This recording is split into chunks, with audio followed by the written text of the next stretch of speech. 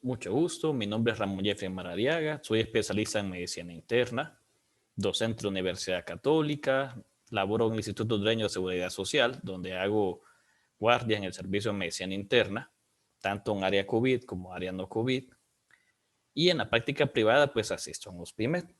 El objetivo de esta charla es poderles apoyar con algunos parámetros basados en fundamentos científicos, puntos que tenemos ya que se sabe que nos pueden haber problemas de COVID-19 y otros puntos que todavía están en zona gris. Pues en este momento tenemos muy pocas opciones terapéuticas con beneficios reales. El beneficio real de toda opción terapéutica es disminuir la mortalidad. Todos los estudios en base a medicamentos buscan ese beneficio. Por eso vamos a ver que hay medicamentos que se han logrado ese beneficio, otros que no. Otro de los problemas es desinformación que tenemos, que no son unificados criterios por la cantidad enorme de información que hay. Salen artículos todos los días, a toda hora, en diferentes revistas. Y eso pues nos puede confundir un poco y dar serios problemas al momento de unificar criterios. Pues como todos ya sabemos, nuestro sistema de salud pasa colapsado de forma permanente y en ese momento estamos peor. Hay muy pocos especialistas, por eso es uno de los objetivos de la capacitación que sea para médicos generales y que tenga los lineamientos necesarios para la atención oportuna de pacientes con COVID-19. Y en ese momento de todos lados aparecen expertos dando recomendaciones, sus lineamientos.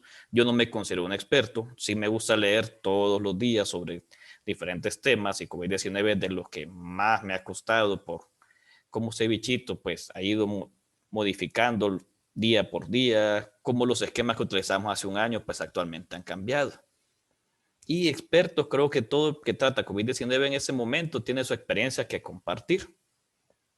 Pero debemos tratar de buscar los lineamientos en base a la evidencia científica disponible que tenemos, la cual no es mucha y tenemos que utilizarla bien. Las pocas opciones que sí han demostrado beneficios reales tienen un costo elevado y además tenemos problemas para saber en qué momento utilizarlas, qué problemas nos pueden dar y problemas de escasez. Uno de los objetivos de esta charla es pues que estas pocas opciones que tenemos, ustedes sepan en qué momento tiene beneficios y pues qué momento ya el beneficio es poco o nulo. Y otro punto que desconocemos mucho de esta enfermedad todavía, es algo nuevo, no tenemos 2 años, no tenemos ni 2 años de estar aquí en el país, 1 año o 6 meses, y todos los días pues vamos aprendiendo con cada paciente que vamos revisando. Entre más leemos y entre más pacientes revisamos, eso nos va a facilitar. Y las autoridades tenemos serios problemas. Es cierto que hace 1 año pues se desconocía y se trataba de buscar formas de beneficiar al paciente con lo que sea. Pues en este momento ya tenemos más evidencia, hay más lineamientos internacionales, pero aún así las autoridades pues siguen dando palos en el manejo y esperemos que en algún momento traten de rectificar. Entonces, ¿qué podemos hacer con lo que tenemos de evidencia científica disponible? Debemos tratar de adaptarla a nuestra realidad, para lo que todos buscamos, el máximo beneficio para nuestros pacientes, que ya no solo son personas desconocidas, son conocidos, amigos e incluso familiares. Pues el patrón hasta cierto punto se mantiene, el 80% de los adultos presentan una enfermedad leve a moderada, 14% enfermedad grave, 5% enfermedad crítica y el 1% puede presentar enfermedad asintomática. Un punto que ha sido motivo de discusión es la clasificación según la severidad. En lo personal, esta me gusta bastante y es la que es similar a la de la OMS con una pequeña diferencia. La OMS utiliza saturación 90%. Esta utiliza 94%. Igual hay otras clasificaciones, pero que realmente siguen siendo similares a esta. A veces las diferencias son mínimas y siempre se mantienen los mismos 5 parámetros. Los pacientes asintomáticos o infección presintomática, recordando que 1 a 3 días antes del inicio de síntomas, las personas ya pueden infectar. Tienen PCR positivo o antígeno positivo, pero no tienen síntomas. Y esto es clave porque andan muchas personas con esto, que no solo y que pueden infectar, sino que se les están dando medicamentos cuando realmente en esa etapa no hay absolutamente algo que tenga algún beneficio más que aislar y vigilar. Luego tenemos los pacientes con enfermedad leve que tienen los datos clásicos que todos conocemos, de cuadros febriles, con tos, odinofagia, debilidad. La fatiga es un síntoma bastante frecuente. Si ustedes revisan las diferentes series de casos y se analizan muchos de los pacientes que han recibido, puede ser que lleguen incluso sin fiebre, con poco compromiso respiratorio inicial, pero llegan con bastante fatiga, y esto es importante diferenciar de disnea. Los pacientes con enfermedad leve no tienen disnea y no tienen alteraciones radiológicas. Luego tenemos los pacientes con enfermedad moderada, donde sí tenemos datos clínicos de neumonía o datos de imagen, pero la saturación todavía es mayor o igual a 94%. Enfermedad severa, lo que muchos están enfrentando en este momento, sobre todo los que están en áreas de triaje, que están en colapso permanente, los que estamos en el Seguro Social, recibimos muchos de estos pacientes cada guardia, donde tienen más de 30 respiraciones por minuto, saturación menos del 94%, o cuando se hace gasometría arterial, lo cual incluso en un hospital de tercer nivel es difícil, que la relación entre fracción inspirada de presión arterial de oxígeno y fracción inspirada sea menos de 300. Ese es un parámetro más para el área hospitalaria, o que encontremos estudios de imagen con más de 50% de infiltrados. ¿Cuál es la ventaja de esta clasificación? Tiene parámetros clínicos. ¿Qué quiere decir? Que si mi paciente tiene más de 30 respiraciones, aunque sature normal, que esté 94, 95, este paciente ya tiene enfermedad severa y me ayuda a tomar decisiones. Con respecto a los parámetros laboratoriales, pues ya vamos a ver, en ninguna parte del mundo se utilizan parámetros laboratoriales para clasificar. Simplemente son un soporte al momento de tomar de decisiones. ¿Por qué lo digo esto? Ya he visto pacientes con enfermedad severa que tienen proteína C reactiva en límite superior o incluso normal, o pacientes que tienen enfermedad leve, ligera elevación de proteína C reactiva, se les dan esteroides y pues aniquilan la única defensa que tiene y pasan a enfermedad severa. Algo importante y que todos debemos tener claro es que esa enfermedad es dinámica, y hemos visto con el paso de los meses cómo los patrones han ido cambiando. Hace un año pues miramos adultos mayores, pacientes obesos o con comorbilidades que ya van aquí. En ese momento se ven pacientes sin ninguna comorbilidad que llegan a enfermedad severa, pacientes de 20, 30 años que hacen estos parámetros. Y es algo que no hay que olvidar, que esto es algo dinámico. Y luego están los pacientes críticos que tienen choque séptico, falla respiratoria o disfunción múltiple de órganos. La mortalidad, pues conforme va bajando el paciente, va siendo más elevada. Primer punto, esto es algo dinámico. No voy a encasillar un paciente solo aquí y lo voy a manejar como esto y después se va a ir a su casa. O sea, eso puede cambiar en el transcurso de horas o en unos pocos días. Y por eso me gusta esta parte de etapas que sale en la Sanford. Por cierto, todos pueden descargar la Sanford. El capítulo de COVID-19 es totalmente gratuito. Lo buscan en Google, Sanford Guide, guía de COVID-19, y lo pueden descargar. Además que hacen actualizaciones cada mes, mes y medio. Aquí lo divide en 2 etapas y esto es clave para la parte terapéutica.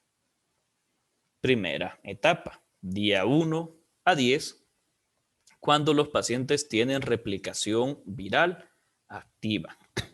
Aquí la terapia antiviral puede ayudar. Las opciones que manejan en Estados Unidos pues son Remdesivir, anticuerpos monoclonales, plasma convaleciente. Aquí pues solo tenemos la opción de Remdesivir y que a veces se utiliza bien y otras veces no se utiliza nada bien. Importante, no se dan esteroides de entrada. ¿Por qué? Porque van a suprimir mi única defensa, que son mis linfocitos, y esto puede prolongar la replicación viral.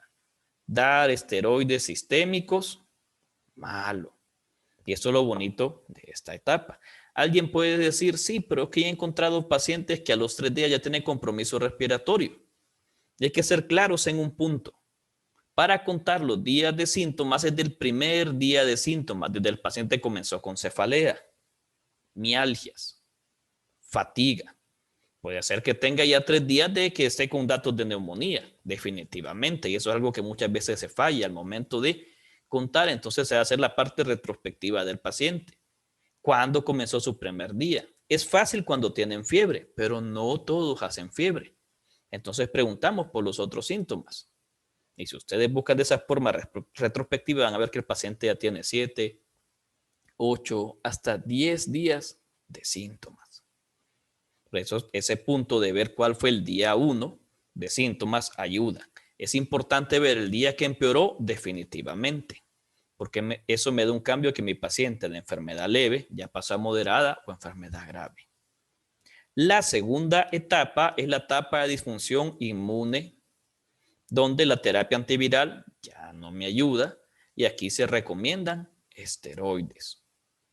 Esto es clave, el conteo de días de enfermedad me ayuda mucho al momento de tomar decisiones. Si yo doy medicamentos de forma errónea en lugar de apoyar, voy a favorecer que la enfermedad progrese y que el paciente se deteriore.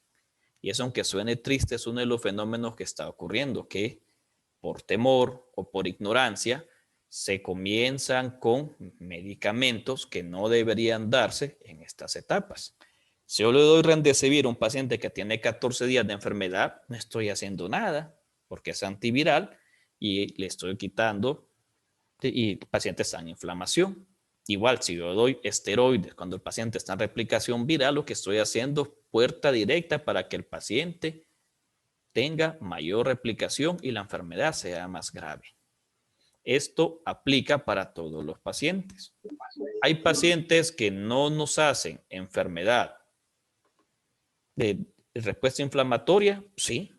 Muchos pacientes solo quedan con enfermedad moderada y a los 7, 10 días están muñecos, no tienen ninguna alteración. Bien, de dar gracias a Dios a eso, y eso no se debe a ningún medicamento que demos, eso simplemente es por un excelente sistema inmune. Y hay otros, pues por desgracia nos llegan aquí donde tenemos problemas. La evaluación es importante y la mayoría de parámetros son clínicos. Primer punto y que estamos dejando muchas veces de lado son las comorbilidades. En ese momento tenemos más de año y medio con pacientes diabéticos, hipertensos, cardiópatas, que no han recibido control médico por sus enfermedades de base. Por lo tanto, es muy probable que la mayoría estén descompensados. Si es diabético, inmediatamente veo la glucosa. Si es hipertenso, evalúo la presión arterial. Si está hipertenso, no. Si es cardiópata y tiene datos de falla cardíaca, debo manejar. Recordando que la hiperglicemia es factor de mortalidad. Si el paciente viene con datos de enfermedad leve, pero está hiperglicémico, eso no es bueno. Eso va a favorecer la replicación viral. Luego, los signos vitales me ayudan mucho. Taquicardia de reposo es un dato frecuente de respuesta inflamatoria. Si mi paciente ya está taquicárdico, está con respuesta inflamatoria y puede ser que sea con hipoxemia. Recuerden la fisiopatología, las interleucinas, me pueden aumentar la frecuencia cardíaca, la hipoxemia estimula los quimiorreceptores y esto me va hacia el centro vasomotor aumentando la frecuencia cardíaca. Taquipnea, malo. Aunque mi paciente sature normal, si está con aumento de la frecuencia respiratoria, eso ya es un dato de alarma. Y debemos ver la saturación de oxígeno. Puede ser que el paciente tenga saturación de oxígeno de 93, pero lo mando a caminar unos cuantos metros y de repente ya me aparece con 88. Y lo veo que solo camina unos 3 metros y ya está con dificultad respiratoria evidente. Las mucosas, ver la humedad porque la deshidratación es bien frecuente y pacientes que están recibiendo esteroides o recibieron, buscar datos de candidiasis. En el examen de tórax, la inspección sigue siendo fundamental el uso de músculos accesorios es un dato de mal pronóstico, me indica que mi paciente ya no tiene enfermedad leve. Realmente ya sé con enfermedad severa, porque igual una neumonía con saturación arriba de 94 no me va a dar uso de músculos respiratorios accesorios. Y la presencia de crépitos bilaterales, que es el patrón más frecuente. ¿Puede haber compromiso unilateral? Sí, pero es menos frecuente. El compromiso en la mayoría de series de casos es bilateral. Y muchas veces esto es un dato ya tardío.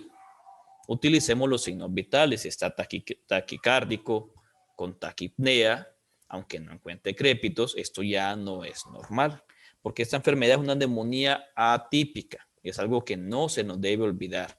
No vamos a tener los datos clásicos de condensación pulmonar, soplanfórico, aumento del bromuro vesicular, como un paciente con neumonía típica. Estos pacientes lo que vamos a ver es taquipnea, taquicardia y cuando tiene compromiso importante, crépitos bilaterales. Si el paciente es cardiópata, busquemos datos de falla cardíaca.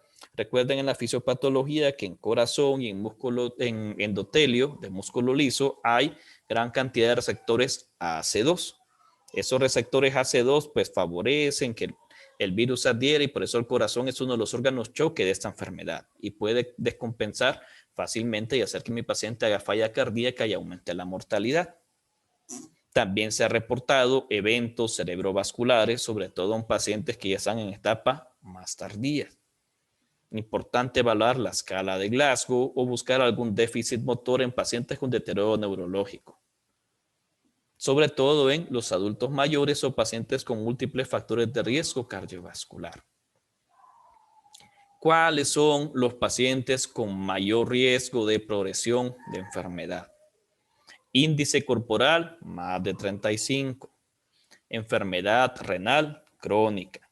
Todos los pacientes diabéticos, pacientes inmunosupresos, pacientes mayores de 65 años, pacientes mayores de 55 hipertensos o con enfermedad cardiovascular o con enfermedad pulmonar obstructiva crónica. Los asmáticos ya no están en este grupo, tampoco los hipotiroideos. Los pacientes oncológicos sí están en este grupo por la parte de inmunosupresión. O todo paciente con obesidad visceral, porque el tejido adiposo visceral pues favorece mucho la replicación viral. Este grupo de pacientes es el que ustedes deben seguir con mucho cuidado al momento de evaluarlo, sobre todo para los controles posteriores, porque ¿qué se está fallando? Se ve el paciente con aparente enfermedad leve. No, venga en una semana o cuando se sienta con dificultad respiratoria. No es una conducta adecuada, porque estos pacientes en 24 o 48 horas se pueden descompensar. Entonces es el grupo de pacientes que yo debo tener mayor vigilancia. Si no se puede laboratorial, por lo menos clínica. Ahora, con los estudios, pues debemos evaluar costos y disponibilidad. A veces los estudios más sencillos me pueden dar datos importantes.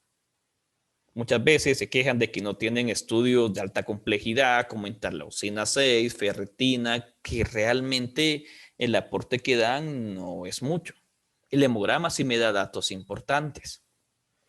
Puede estar desde normal, leucopenia, linfopenia, que eso nos puede confundir con dengue fácilmente. Igual trombocitopenia leve, esa enfermedad da trombocitopenia.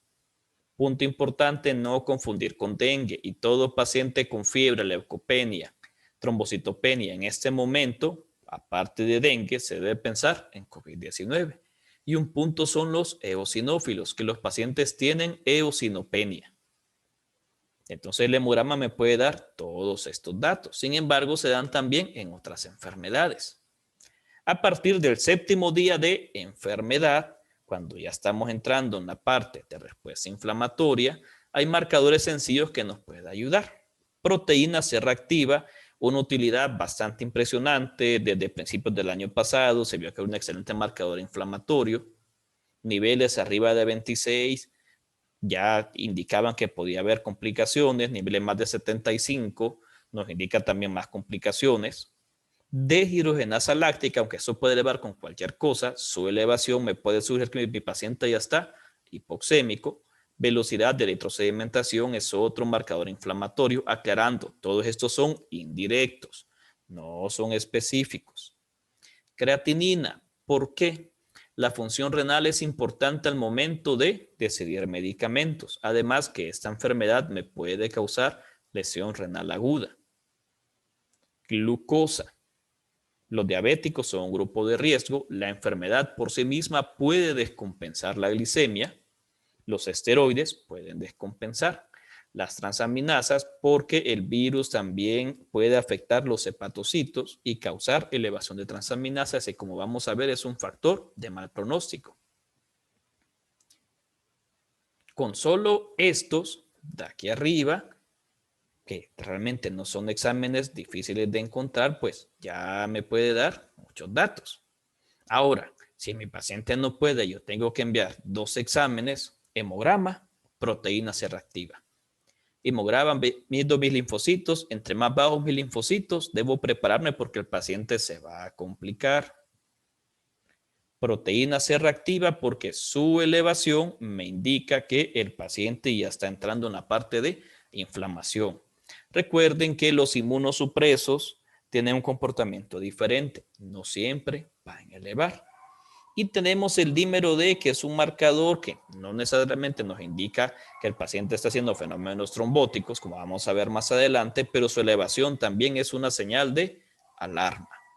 En pacientes que van por enfermedad grave, que pueden estar en hospitalización, se puede enviar ferritina interleucina 6. Si no hay, pues definitivamente no se va a morir el paciente porque no enviemos esto.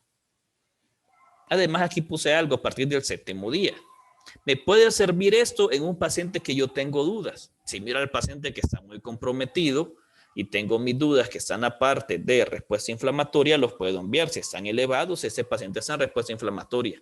Difícilmente va a llevar los 2 o 3 días que dicen, porque la gente inventa o minimiza los otros síntomas y dicen que se sienten enfermos hasta que ya están bien reventados y creo que eso todos los hemos pasado con los pacientes. Estudios radiológicos ya a partir de la segunda semana, a partir de 7 días o si tiene dificultad respiratoria. Nuevamente la gente se desespera, incluso nosotros, 1 o 2 días le enviamos radiografía inmediatamente y pues va a estar normal.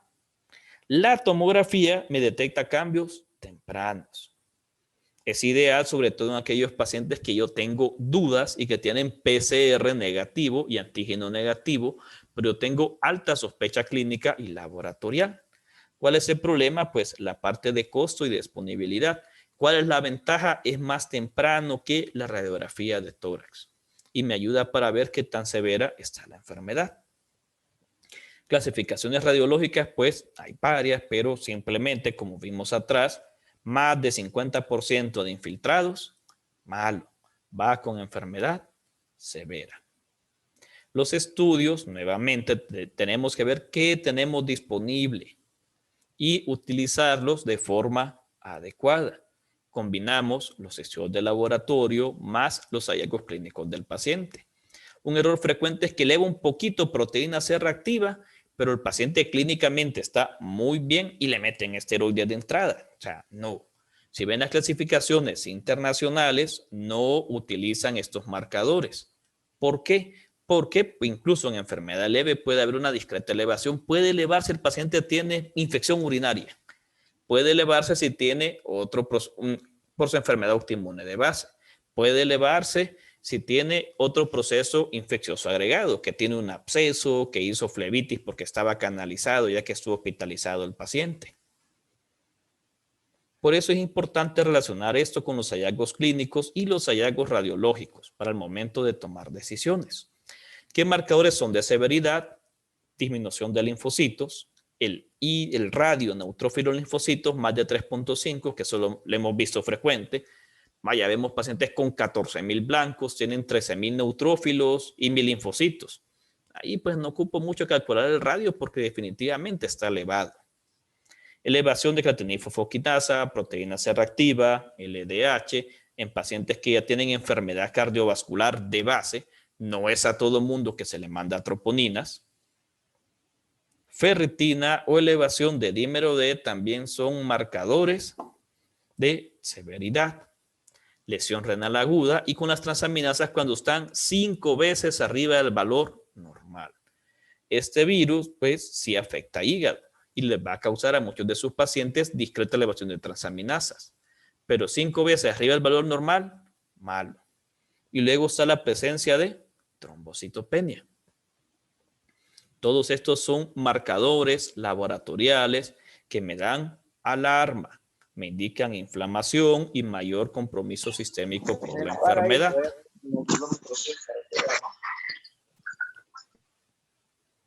Ahora, un punto difícil y que realmente no hay un consenso, que ustedes pueden revisar diferentes guías y no les va a decir, evalúa al paciente cada tanto. Aquí es donde viene la parte clínica, de individualizar cada caso y no meterlos en un costal como se pretende hacer muchas veces. Debemos clasificar los pacientes recordando que la enfermedad es dinámica.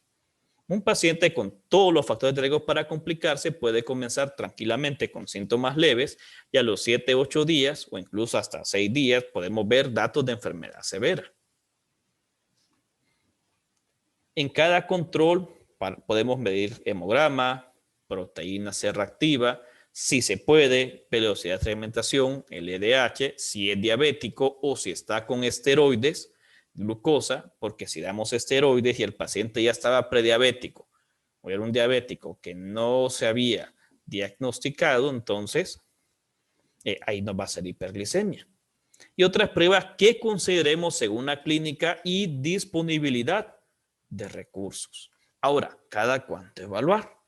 Aquellos pacientes que tienen factores de riesgo o que ya están, por ejemplo, ya del día 6, 7, los podemos ver cada 2, 3 días. Es más, si ustedes consideran que el paciente se les puede complicar, evalúelo cada 24 horas o que vaya por la mañana y vaya por la tarde. Sobre todo aquellos pacientes que ustedes vean deterioro. Eso es la importancia de individualizar. Es difícil que yo les dé un parámetro como se quiere que este paciente con ese perfil cada 2 días, cada día. Entre peor se vea al paciente, más seguido debe ser evaluado.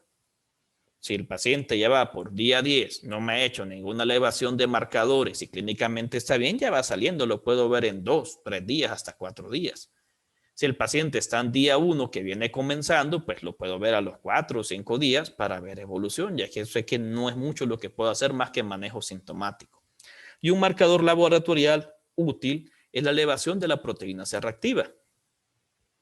Deterioro clínico más elevación de proteína C reactiva, malo. Deterioro clínico con proteína C reactiva normal, también es malo. Proteína C reactiva ligeramente elevada y clínicamente se ve bien, pues puedo vigilarlo, pero me tranquiliza. De los parámetros laboratoriales, y el hemograma para ver la cantidad de linfocitos. Entre más bajos los linfocitos, mayor posibilidad de complicaciones de enfermedad y eso ustedes lo pueden revisar. De ahí los otros parámetros, pues, nos ayudan, pero si no se tienen, no se nos va a morir el paciente solo por no tener esos parámetros laboratoriales. Ahora, opciones terapéuticas, y aquí puse un apartado que modifican mortalidad. Medicamentos hay un montón. Medicamentos que objetivamente en estudios grandes tengan algún beneficio para disminuir mortalidad son pocos. ¿Qué tenemos? Remdesivir, que si en algunos estudios se ha demostrado aclarando dependiendo de la etapa. Dexametasona, que como todos saben, los esteroides pues nos han ayudado bastante, pero hay que saber utilizarlos porque si los utilizamos mal tampoco nos van a ayudar. Tocilizumab, que también nos puede ayudar en ciertas situaciones, y la anticoagulación, que tiene indicaciones en qué casos sí y en qué casos no es prudente. Que no tenemos y que en otros países pues ha ayudado un poco, anticuerpos monoclonales, caros, $3,000, $4,000. Plasma convaleciente, es interesante que aquí tenemos una cantidad enorme de infectados. Y el plasma que se ha visto que en los pacientes que tienen factores de riesgo como los que vimos previamente y están en las primeras 72 horas de la enfermedad nos puede ayudar, pues no lo utilizamos. Uno, por la parte de costos y dos, porque la gente está bien difícil que nos llegue los primeros 3 días. Nos llegan ya cuando están con compromisos severos, saturaciones de 70. que aquí el plasma no va a ser ni cosquillas y que ya se ha visto que el plasma convaleciente en estos pacientes no es efectivo. Y niveles de YAG que no tenemos y cupos en los hospitales pues que desde antes no teníamos y no digamos ahora. Entonces vamos a hablar de los medicamentos. Los pacientes asintomáticos no ameritan ningún tratamiento. Y paciente asintomático con factores de riesgo deben hacer vigilancia clínica y si ustedes consideran laboratorial. Laboratorial, por ejemplo, que sea diabético para vigilar glucosa, que sea un paciente con alto riesgo de trombosis. Si yo miro elevaciones importantes de dímero D y tiene todo para trombosis, por ejemplo, embarazada y que esté en reposo, obeso, oncológico, entonces ahí yo debo vigilar a mi paciente. COVID leve, pacientes jóvenes sin factores de riesgo, pues que esto ya me deja dudas porque estamos viendo muchos pacientes jóvenes complicados. Nuevamente, esta enfermedad muy dinámica. Analgésicos, el que ustedes gusten, no hay ninguno de predilección. Antitusivos, el que consideren. Es más, los ingleses, si ustedes revisen una de las guías al final, que es del BMJ, ellos utilizan la miel. No andan buscando ningún analgésico de marca y aquí nosotros buscando el más novedoso y pomposo. Reposo, hidratación y vigilar y a partir del quinto, séptimo día enviar estudios. No le van a enviar un paciente joven sin factores de riesgo con enfermedad leve interleucina 6. Hay que saber ser racional. Hemograma, proteína C reactiva, B es suficiente. Si lo miro gordito, pues su glucosa. Y si está normal, se vigila al paciente. Es más, en muchos países utilizan la telemedicina para estos casos. Ahora, tenemos el grupo que no queremos y que es bien frecuente. COVID leve, pero que tiene factores de riesgo. Hombre, obesidad central, mayor de 50 años, diabético, hipertenso, cardiópata. Analgésicos, hidratación, reposo. Ya vamos a ver algunas opciones terapéuticas que se podrían considerar.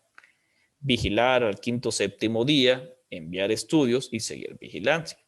Hay pacientes que pueden quedar con esos factores de riesgo con enfermedad leve. Sí, sí hay. Hay muchos pacientes que nada más ameritan vigilarse. Ver cada 48 o 72 horas y acompañarlos hasta que ya estén día 10, 14. Si el paciente ya tiene 10 días y no tiene ningún síntoma, pues gracias a Dios que no hizo nada y pues ya citarlo para posteriormente darle su alta. Nuestros buenos amigos, los corticosteroides, una excelente herramienta, pero muchas veces mal utilizada en la parte sobre todo sistémica. Nunca se deben usar desde el primer día. Nos van a dar inmunodepresión si el paciente no tiene compromiso respiratorio, sus marcadores están totalmente normales, lleva la primera semana, no se utilizan, no sirven para prevenir que el paciente haga neumonía. Me sirven cuando mi paciente tiene neumonía. Mínimo debe estar con 7 días, idealmente más. La clave en los esteroides es el momento que se van a utilizar y quizá es el punto más difícil. Por eso, la importancia de hacer esto, vigilar mi paciente para ver en qué momento voy a utilizar mi herramienta más importante. Si veo que mi nivel de proteínas C reactivas van 3 veces arriba de lo normal, tiene BC elevado, LDH elevado, está con dificultad respiratoria, taquicárdico, febril, saturación menos de 94, evidencia radiológica de infiltrado si tuviera disponible, si no la parte clínica. Es más, si no tengo laboratorio, pero tengo esto en mi paciente, yo puedo considerar.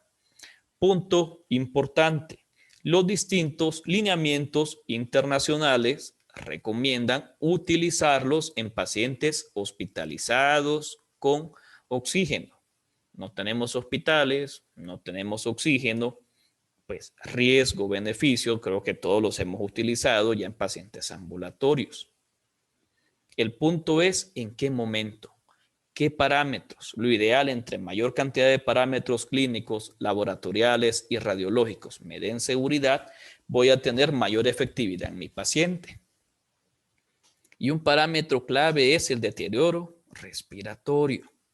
Los pacientes con enfermedad leve no hacen dificultad respiratoria.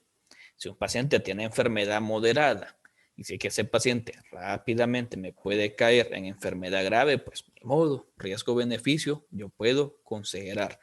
Aclarando, pues no es lo ideal, pero la idea es buscar beneficios para el paciente. ¿Cuál es el ideal? El que está en la mayoría de estudios y que en este momento, digo en este momento porque las guías cambian, se recomienda dexametasona 8 miligramos por día por 7 a 10 días. Ya vamos a hablar un pequeño apartado con las dosis, pero los diferentes lineamientos, esto es lo que recomiendan. Es más, en Sanford, si ustedes revisan, es 6 miligramos.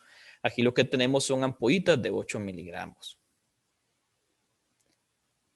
Si existe la posibilidad, sí, bueno, sí, podemos reemplazar dexametasona por esos esteroides, se podría, pero distintas guías recomiendan que sea el indicado. Entonces, si yo tengo anteprednisona y dexa, utilizo dexa. Si mi paciente definitivamente no puede aplicarse por vía parenteral de ninguna forma, pues ni modo, dar prednisona por vía oral. Que recuerden que los estudios, la mayoría están con dexametasona. Metilprednisolona es una opción, sí. Si yo no tengo dexa, pero tengo metil, lo puedo utilizar perfectamente. Además que hay muchos estudios que hablan de metilprednisolona. Es interesante que hay otros que están todavía en esa disputa, que hay algunos que teóricamente sugieren que la metil tiene mayores beneficios que la dexametasona al compromiso pulmonar. Sin embargo, todavía está esa discusión y las guías en ese momento dan dexametasona y si no, la opción metilprednisolona. El tratamiento son 7 a 10 días. ¿Por qué? Porque con este tiempo se ha visto que reduce la mortalidad a 28 días en pacientes con enfermedad grave y crítica. Y un punto clave, reducen la necesidad de ventilación mecánica. Por eso les digo que estas son una de nuestras herramientas más importantes y debemos saber utilizarlas, porque si lo utilizamos mal, quien va a tener problemas es nuestro paciente. Múltiples guías recomiendan no dar dosis elevadas ante la mayor posibilidad de efectos adversos. Todos ya sabemos que a pesar de ser medicamentos de muy buenos beneficios, me pueden dar problemas, hiperglicemia, hipertensión arterial. Si mi paciente no era hipertenso, puede debutar en ese momento o elevar de forma transitoria, elevan lípidos y me puede causar inmunodepresión, incluso con dosis estándar, no digamos a dosis altas. Revisar boca porque pueden hacer candidiasis oral, candidiasis genital, que esos pueden ser otros focos de infección extra. Si solo utilizamos 7 a 10 días, no es necesario hacer descensos, porque recordando la parte de fisiología y fármaco, el eje hipotálamo hipoficiario suprarrenal solo se suprime tras 3 semanas de uso de esteroides. Ahora, si yo doy 10 días con dosis extremadamente altas, como está pasando en muchos hospitales, pues es razonable por lo menos una semana de descenso. Ahora, ¿qué está pasando? Le está dando a los pacientes un mes de descenso de esteroides con solo una semana que utilizaron y no. Más bien eso me puede dar más problemas. Con 7 a 10 días no es necesario hacer descenso. Si el paciente estuvo hospitalizado, estuvo 3 semanas con esteroides, pues ahí sí, porque tiene el eje abolido. Punto importante. Ninguna guía, artículo, revisión, metaanálisis recomienda utilizar dexa más prednisona juntos. No estamos hablando de ir descalando, sino que ya se ha visto muchas personas que le meten esteroides a dosis altas y combinados a un solo paciente, y eso es peligroso. No hay combinaciones de dexametasona más prednisona o de dexa más metil. Remdesivir, punto de discusión. Muchas personas a favor, otros en contra. Pues yo únicamente les estoy publicando lo que se utilizan en lineamientos. Sanford recomienda, los norteamericanos recomiendan. Hay muchos estudios que estaban a favor. Al inicio, la parte en contra falló por algo, porque los pacientes, pues, se les dio Remdesivir cuando estaban con ventilación mecánica, ya estaban con 2 semanas de enfermedad.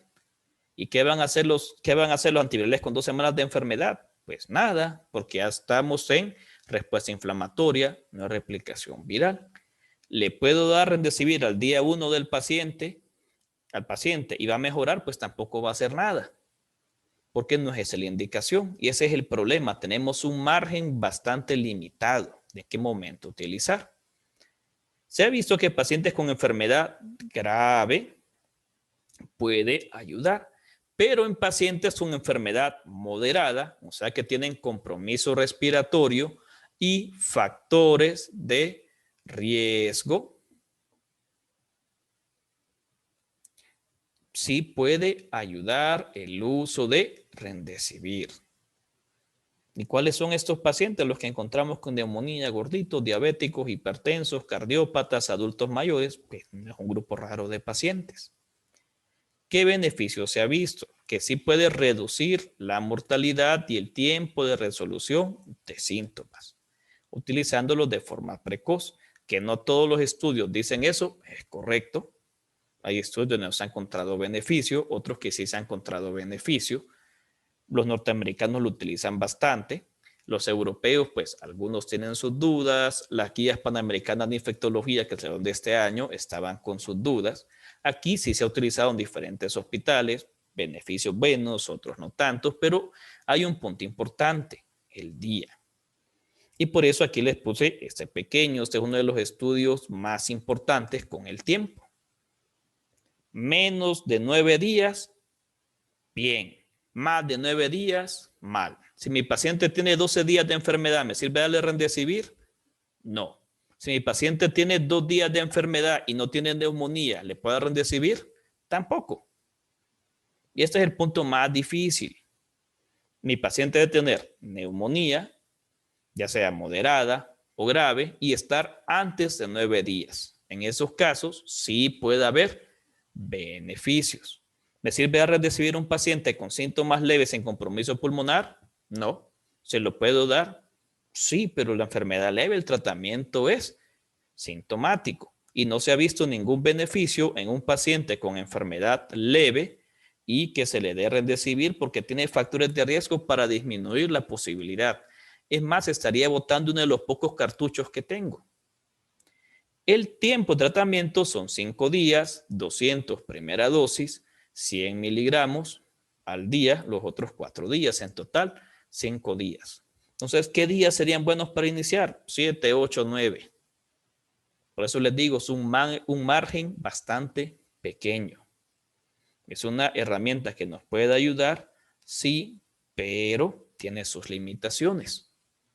Ya en pacientes que tienen más de 9 días, pues el beneficio no es mucho, es más, en el Seguro Social, por ejemplo, arriba de 8 días, ya no se recomienda. Y este fue el límite que encontré, hasta 9. Ya arriba de eso, pues no encontré nada que nos pueda decir que tiene algún beneficio para el paciente. Entonces, no vale la pena que la gente ande como loca gastando en Remdesivir porque está caro, escaso. Mucha gente se ha aprovechado de esa situación y ha puesto precios exorbitantes. Y si mi paciente tiene 10, 12 días y lo mando a buscar Remdesivir, no le va a hacer ni cosquillas, o sea, es un costo innecesario. Recursos que se pueden utilizar en otras cosas. Importante ver enzimas hepáticas previa a su uso y posterior porque puede elevar. La infusión se pasa de 30 a 120 minutos, pues yo los paso en los pacientes en 1 hora, no he tenido ningún problema. Se diluye en 250 ml de salino, no se recomienda si la tasa de filtración es menos de 30 y pocos datos en embarazadas. Entonces, en las pacientes embarazadas, pues se puede dejar, riesgo-beneficio lo dejamos. Pero se debe vigilar y se le debe explicar claramente a la madre que no hay seguridad, pero que sí le puede ayudar y porque las embarazadas son un grupo de riesgo. Creo que todos hemos visto un montón de embarazadas que han estado incluso en unidades de cuidados críticos. Otra herramienta, tocilizumab, que sí, que no. Pues finalmente se quedó con el sí, pero también en grupo restringido de pacientes. Si revisan la guía Sanford, bueno, que ya les voy a compartir la imagen, pacientes con PCR más de 75, neumonía, 48 horas con terapia de esteroides, sin mejoría, que elevan marcadores o deteriora la función respiratoria. Y aquí viene un punto clave, 48 horas. Días que podemos utilizar, 10, 9, 10, 11, 12 de enfermedad. Ya más de 12 días, pues podemos intentar utilizarlo, pero los beneficios son mucho menores. Y este es el punto, que si mi paciente tiene esteroides y no mejora, yo puedo considerarlo. Por los que están en los 3 y a veces tienen 4 o 5 días pacientes, o no sé si incluso han tenido más días pacientes, les dan el alta y tienen el paciente pues ya pronado, con dosis altas de oxígeno, los tienen a 15 litros, este paciente lleva 4 días de esteroides y sin mejoría, tiene proteína C reactiva elevada, no es lo ideal. Y muchos colegas pues no están de acuerdo, pero en lo personal y como una medida desesperada, sí se podría utilizar. Lo ideal es en un ambiente intrahospitalario. Hay que ser claros con eso. La dosis máxima son 800 miligramos. Hay que ver cómo están las transaminasas. Hay que ver que ese paciente no tenga un general de orina patológico, que no tenga otro foco infeccioso bacteriano. Puede causar inmunodepresión, es hepatotóxico, puede dar neutropenia, trombocitopenia y dislipidemias. O sea, no estamos pensando manzanillas, un medicamento que puede dar complicaciones también. Esto ustedes lo pueden descargar. Aquí tengo que actualizar. Ya está la versión de julio y se mantiene.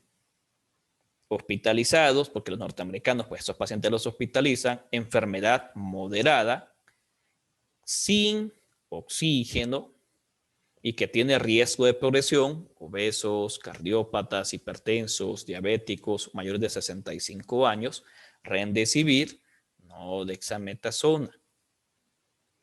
Hospitalizados, enfermedad severa, que saturan menos de 94 o hacen gasometría, remdesivir, dexa y se puede considerar tocilizumab, ya vamos a ver la indicación que manejan ellos. Nosotros, pues muchas veces en estos pacientes con enfermedad moderada, que ya tienen compromiso respiratorio y que están un pasito de hacer graves, pues riesgo-beneficio, utilizamos esteroides. Nuevamente, la guía internacional no lo recomienda, nosotros lo hacemos como una medida tratando de ayudar al paciente, pero puede ser muchas veces peligrosa.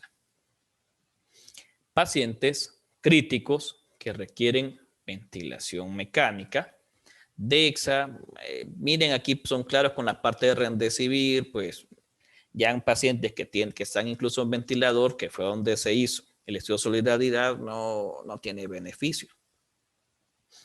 Tocilizumab, las primeras 24 horas de admisión a cuidados intensivos, que tengan también proteína C reactiva más de 75. O sea, no es que a todo el mundo le van a poner Dexa, Rende, Tocilizumab, no, hay que decidir. Está con enfermedad moderada, replicación viral, no tiene tanta elevación de marcadores, pueden irse a remdesivir. Ya mi saturación comienza a bajar, 93, 94, compromiso respiratorio, agrego dexametasona. 48 horas, mi paciente no mejora, sino más bien va para abajo. Veo cómo están pruebas hepáticas, que no esté sobreinfectado, que radiológicamente haya deterioro. Si no tengo estudios radiológicos disponibles, como es frecuente, ver deterioro clínico y laboratorial, pues considerar riesgo-beneficio. Pidiendo a Dios que no se complique, tocilizumab.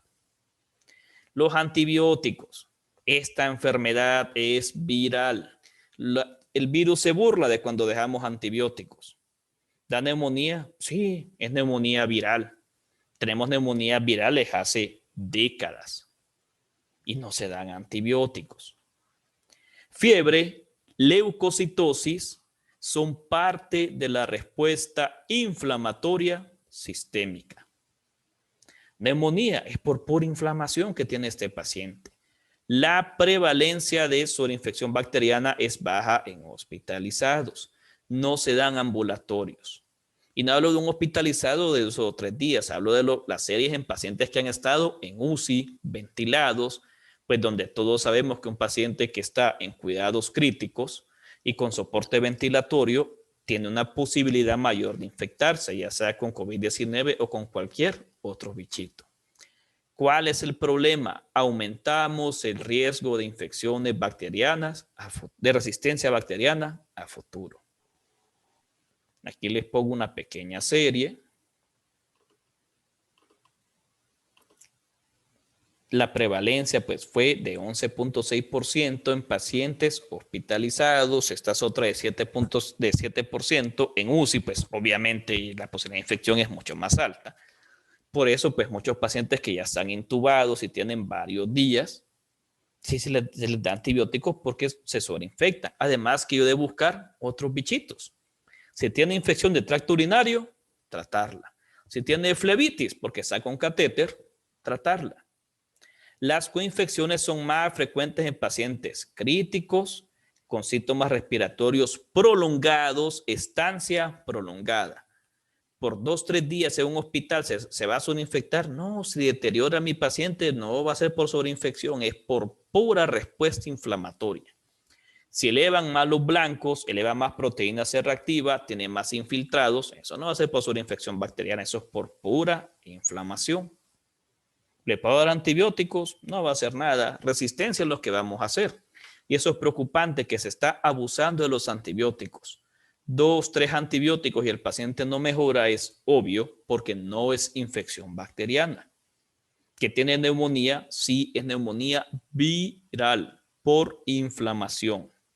Y el problema de antibióticos no es solo aquí, es a nivel mundial y es una preocupación mundial que se está abusando de forma innecesaria. Y los antibióticos no disminuyen la mortalidad de estos pacientes.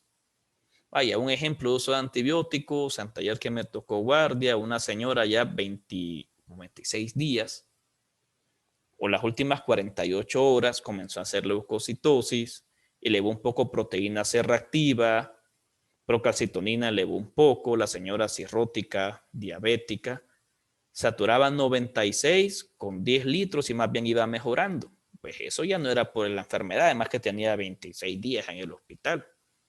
Pues resulta que tenía infección de tracto urinario, se le había infectado el catéter y tenía una candidiasis vaginal espantosa.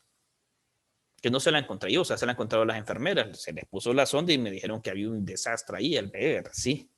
Y tenía flebitis en la zona del catéter de la vía central. Entonces ahí tuvo sobreinfección bacteriana, que es bien frecuente, no solo en pacientes con COVID-19, sino en pacientes con otras patologías.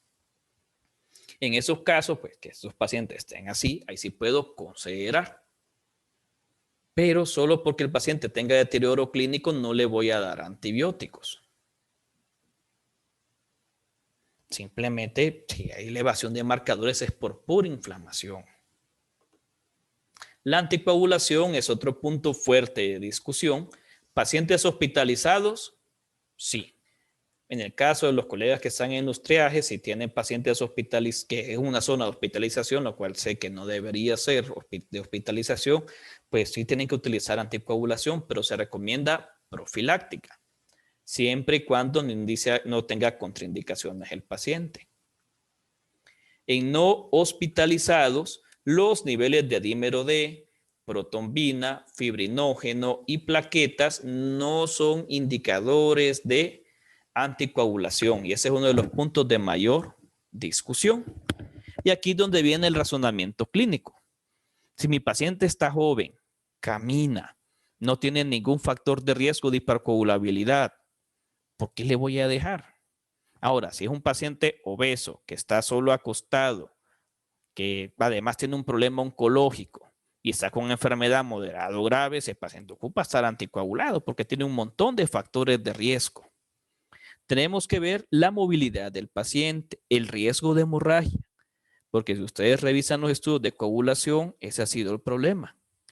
Se dan anticoagulantes a dosis altas y el paciente, además de complicaciones por su enfermedad, sangra. y no se ha visto que las dosis terapéuticas en la mayoría de pacientes tengan algún beneficio. Diferente es el paciente crítico que está en una unidad de cuidados intensivos, que ya es tema para los intensivistas y que te hace un paciente diferente. Entonces la pregunta es, ¿qué pueden hacer ustedes con los que tienen hospitalizados en los distintos triajes? Anticoagulación profiláctica. Si mi paciente tiene múltiples factores de riesgo factores de riesgo para coagular, para estados de hipercoagulabilidad, entonces ahí sí puedo considerar, pero porque tengo criterio clínico. ¿Se le da anticoagulantes a todos? No, esto no es receta de cocina. En la parte metabólica cardiovascular, los pacientes que ya tienen enfermedad cardiovascular establecida deben continuar estatinas y aspirina si ya utiliza. No es que a todo mundo le voy a dar estatinas y aspirina. Si ya la utiliza, la debo continuar. Vigilar la glicemia. Si usa hipoglicemiantes orales, mantener. La metformina en algunos estudios observacionales, aclarando, observacionales, se ha visto beneficios. Y si hay hiperglicemia importante, que es bien frecuente, sobre todo por las dosis de esteroides, debo considerar insulina. Nuevamente, la hiperglicemia es factor de riesgo para complicaciones. Toda unidad de evaluación de pacientes con COVID-19 debe tener un glucómetro. Evaluar glucosa dentro de los pacientes que están con esteroides o los pacientes que mantienen en vigilancia mientras consiguen cupo en un hospital. Se debe vigilar la presión, no se recomienda cambiar medicamentos. Hace muchos meses estaba el dilema de quitar ARA2, IECA, y realmente más bien se ha visto que es un factor protector. Con las estatinas, pues estoy buscando información a ver qué había de nuevo y qué nos podía servir. Este me gustó bastante. 2.626 pacientes. Aquí vean usuarios previos que le dieron estatinas a la gente solo por darle.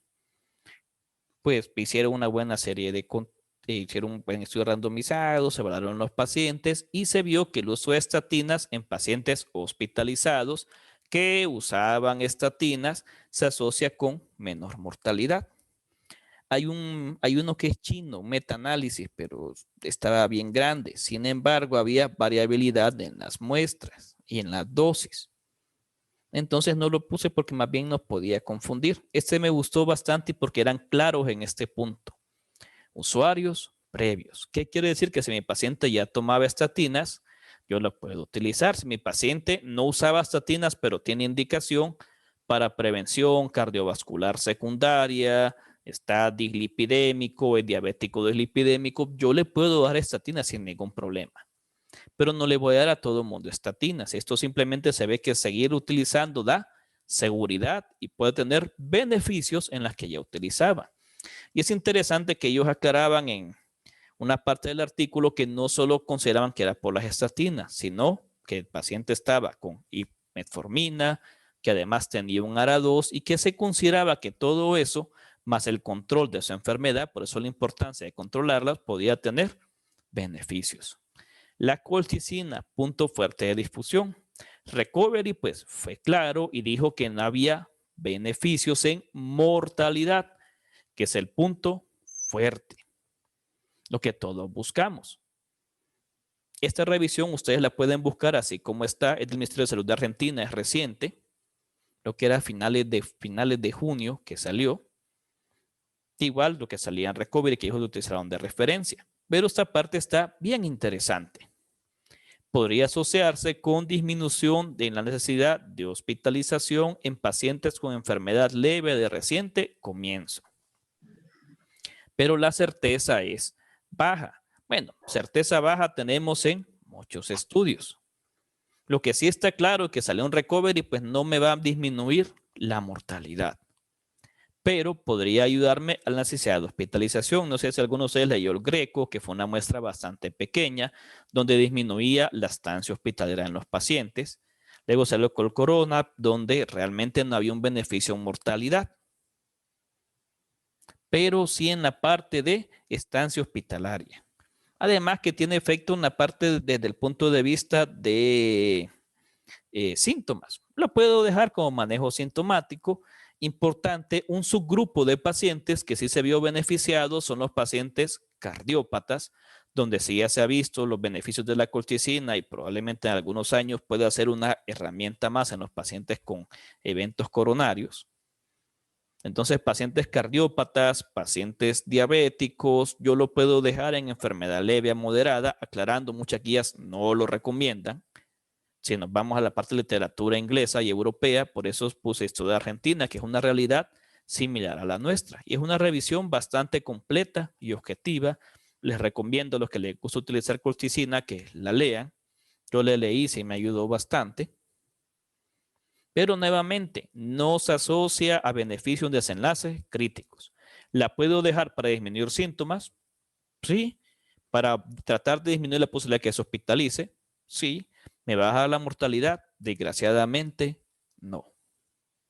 Y se lo dice alguien que sí era fiel a la colchicina, pues, pero cuando ya se vio que la mortalidad y que el recovery fue una muestra grande, no ayudaba, pues ni modo, se le puede seguir dando al paciente, pero no nos va a dar ningún beneficio en mortalidad. Nada más en la parte sintomática y tratar de buscar ese beneficio. La famosa ivermectina, que aquí casi nos la dan como cereal a la gente. Pues que sí, que no. Una de las quejas más grandes es que los estudios no se separó enfermedad grave de enfermedad leve. O sea, se metía en un montón de pacientes con enfermedad leve y obviamente la enfermedad leve, lo que ustedes le den, no va a tener complicaciones. Les recomiendo buscar ese metaanálisis donde buscaron estudios controlados con la mejor calidad posible y en comparación con placebo, no redujo mortalidad por todas las causas, ni duración de estancia o aclaramiento viral. Que esta publicación salió a finales de junio. Hay otra, pero que dicen que había algún beneficio, sin embargo, son claros. Había variabilidad en las muestras y en las dosis. Y esa es una de las mayores críticas, que realmente todo el mundo busca que el montón de dosis y no hay beneficios. Y ustedes revisan OMS, OPS, guías europeas, guías norteamericanas. Las guías hindúes lo utilizaban, ya la sacaron. Los argentinos lo utilizaban, ya la sacaron también de sus guías. Y pues por experiencia aquí un montón de gente, ya los hospitales graves toman ivermectina y no le hacen ni cosquillas. Ojalá hubiera funcionado, porque era una opción barata, pero por desgracia los beneficios pues no se han visto mucho y los estudios no van apoyando. Algo interesante, pero que ha sido una muestra pequeña, la budesonide.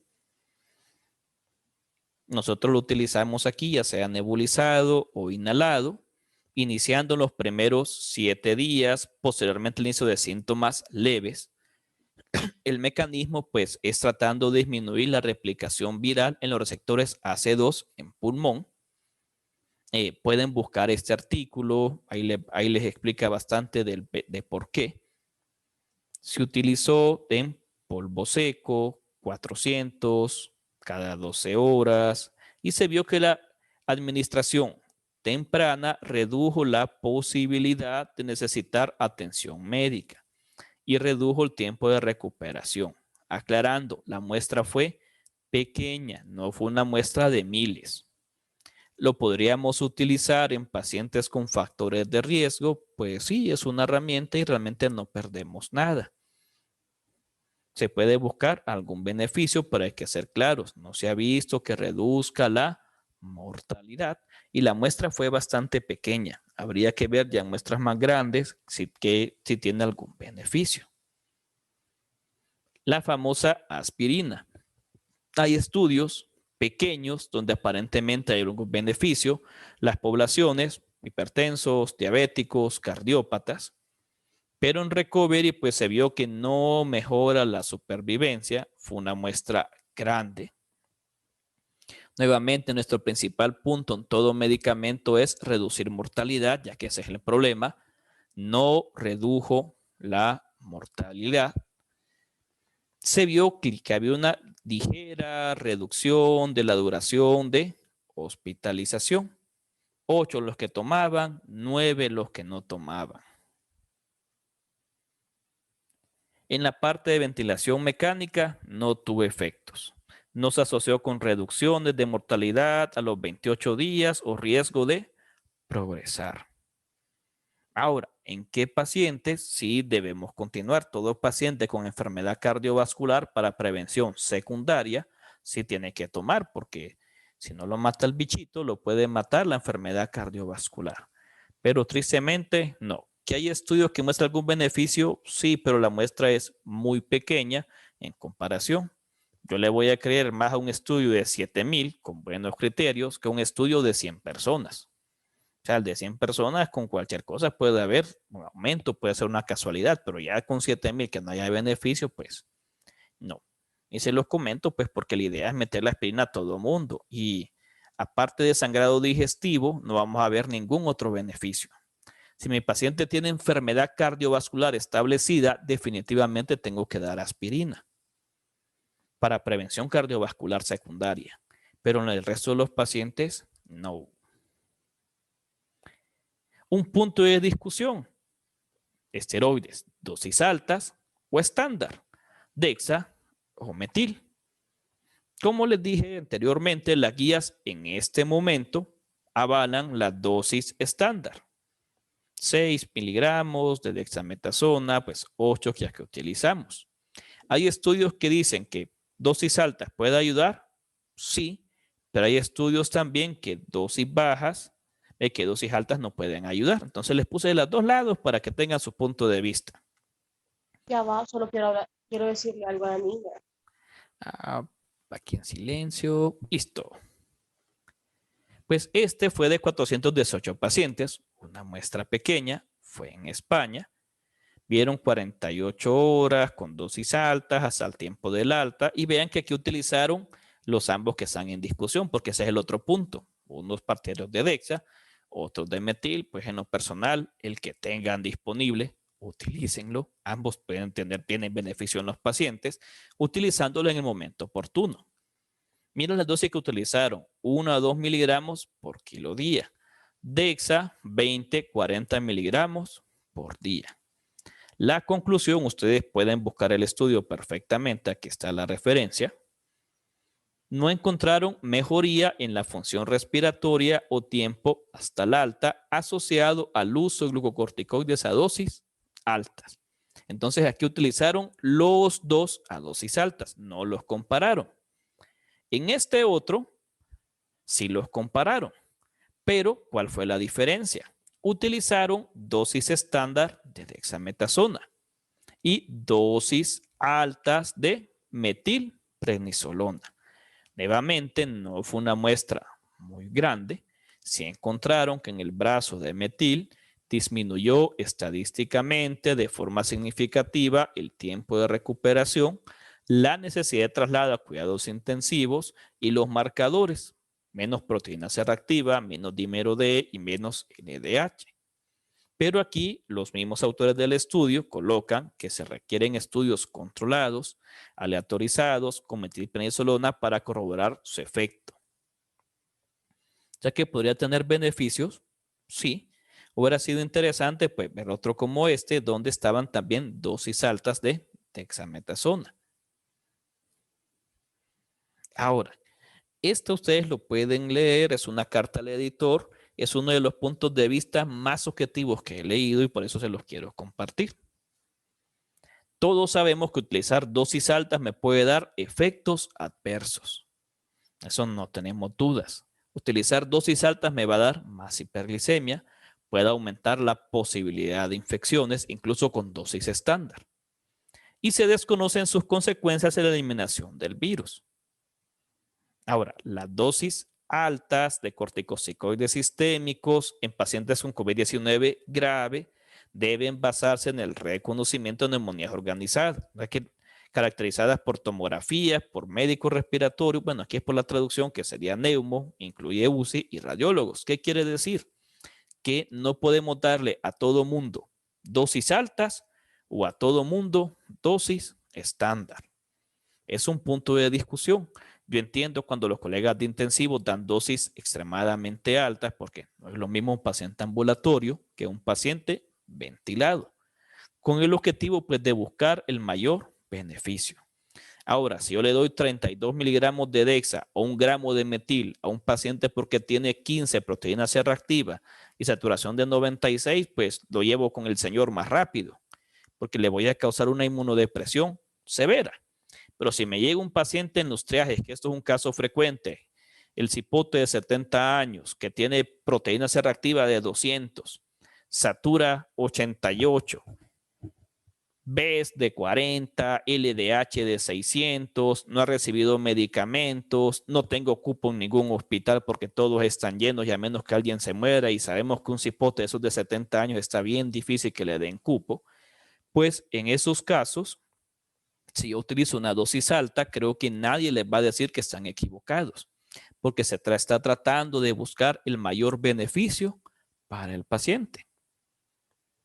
Que se da una dosis alta de entrada y posteriormente van a considerar reducir, pues sí, que van a dar dosis altas todos los días que esté el paciente hospitalizado y después van a considerar reducir dosis para la alta, también es una posibilidad. Entonces son puntos que se deben analizar. Ahora, si alguien quiere utilizar las dosis estándar que recomiendan las guías, pues también es totalmente razonable. Y para ir finalizando, pues este pequeño algoritmo, la idea, o sea, no es algo que esté cerrado, eso para que les pueda servir de guía y obviamente individualizar cada caso. 1 a 7 días de dar vigilancia, manejo sintomático. Nuevamente no hay ningún medicamento que sea superior a otro para el manejo sintomático. No esteroides. Nuevamente el día 1 de enfermedad es fundamental. Día 7 o si yo considero antes porque veo deterioro clínico o porque tengo dudas, tomografía, proteína C reactiva, BES, LDH, dímero D, glucosa, hemograma. Si todo está normal, no hay disnea, vigilarlo, repetir 2, 3 días o según considere. Si el paciente está en esos días feos que no queremos ver, con elevación de marcadores, disnea, saturación 90, 94, infiltrados, Remdesivir me puede ayudar. Sí, puede tener beneficios. ¿Tiene datos para iniciar esteroides? Sí. Anticoagulación, pues voy a ver los factores de riesgo en mi paciente. Si tiene factores de riesgo y marcadores elevados, yo puedo considerar, aclarando, no es lo ideal. Aquí puse 72 horas, pero en la SANFO recomiendan 48 horas, la guía del Seguro Social 48 horas, por 13 48, 72, sin mejoría. Si mi paciente tiene mayor deterioro clínico, radiológico, laboratorial, y los que están en los trajes pues no tienen cupo de un hospital, que eso va a ser una situación que vamos a vivir los siguientes meses, por lo que se ve, pues ni modo, riesgo-beneficio, va a agregar tocilizumab, explicando claramente al familiar y consignando en el expediente que es una medida heroica. Si mi paciente tiene 15 días ya de enfermedad y ha estado como 10 días con esteroides y le agrego dosis, beneficio puede ser bien poco. Tanto Remdesivir como tocilizumab son medicamentos que pueden tener algún beneficio, tratando de utilizar en un rango bastante corto de tiempo. Por eso la importancia de vigilar. Más de 10 días de fiebre, elevación de marcadores, infiltrados, esteroides, si mi paciente ya está en menos de 90 o lo miro con mucha dificultad respiratoria y oxígeno, el soporte de oxígeno pues se va aumentando, la idea es mantener 94 o 96% de saturación. Si no mejora 48 horas que va para abajo, puedo considerar tocilizumab y como este paciente ya va a estar posiblemente hospitalizado, anticoagulación profiláctica. ¿Le puedo agregar colchicina en estas etapas? Sí. Yo podría agregar si el paciente tiene factores de riesgo o para mejoría clínica. ¿Le puedo agregar budesonida? Sí. Si es diabético, vigilen glucosa, que continúe con sus medicamentos. Si es hipertenso, continúe sus medicamentos. Si toma estatinas, que tome sus estatinas. Alguien se va a preguntar, ¿y por qué no puse las vitaminas aquí? Pues mire, zinc bateado por todos lados. Acitromicina bateada también. Vitamina C, pues por desgracia no se ha mostrado algún beneficio. Que el esquema MAT les da aquel montón de pastillas, pero objetivamente el esquema MAT no es como que ha demostrado reducir mortalidad un montón tampoco. Y si fuera así, lo utilizaran en todos los Estados Unidos. Bueno, y todo el mundo aquí ha dado vitamina C y la gente igual, lo que les da sin vitamina C es aquella gastritis horrible y terminamos agregando omeprazol porque tienen gastritis. pero siendo objetivo no tienen beneficios. Vitamina D, que al inicio se vio que el déficit de vitamina D se asocia a mortalidad, sí, pero después salió que dar vitamina D tampoco mejora. Entonces, no tiene sentido. Si alguien quiere seguir utilizando vitaminas, pues ya es su criterio, pero hay que ser claros y objetivos. No es algo que disminuye ni la progresión de la enfermedad ni la mortalidad. Y es algo que siempre se le debe explicar al paciente. ¿En qué momento remitir? Pues esto es bien difícil porque no hay cupos, que lo estemos manejando y empeore, sature menos de 90, falla múltiple de órganos, frecuencia respiratoria más de 30, disnea de reposo, alta, ya esté sin disnea, 72 horas sin fiebre, marcadores aquí en descenso, normales no siempre, por ejemplo la ferritina tarda bastante. Uno de los más precoces es la proteína C reactiva. Si la proteína C reactiva va para abajo y el paciente clínicamente está bien, pues ganamos la batalla y intentar manejar ambulatorio. La anticoagulación va a depender de factores de riesgo. Si este paciente va a estar en reposo prolongado, con uso de oxígeno en casa, inmovilizado, pues es razonable dejar anticoagulación. Si está embarazada, si es obeso, pero si el paciente anda caminando de un lado a otro normal, no tiene factores de riesgo para estados hipercoagulables, no tiene ningún beneficio. Esteroides, 10 días, no ocupa descenso. 21 días sí se recomienda por supresión del eje. Y no se les olvide que dar mucho tiempo esteroides me va a dar hiperglicemia, inmunodepresión y Cushing. A la alta, vigilar glicemia y lípidos. Y todo paciente que estuvo hospitalizado con compromiso respiratorio, suplemento de oxígeno o que quedó con disnea de esfuerzo después de su proceso infeccioso, siempre es prudente enviar a medicina física y rehabilitación. Ellos, mis respetos, son otro nivel para recuperar los pacientes. Por desgracia no hay mucho, pero traten de remitir al paciente. Esto les va a ayudar. Y estas son algunas recomendaciones que pueden buscar en cuanto a lineamientos. Estos me gustan bastante, sobre todo Sanford y el de BMJ, porque están en constante actualización. BMJ son más de 100 páginas donde pueden leer de todo, sobre todo la parte de las temidas variantes y vacunas. Y esto es todo.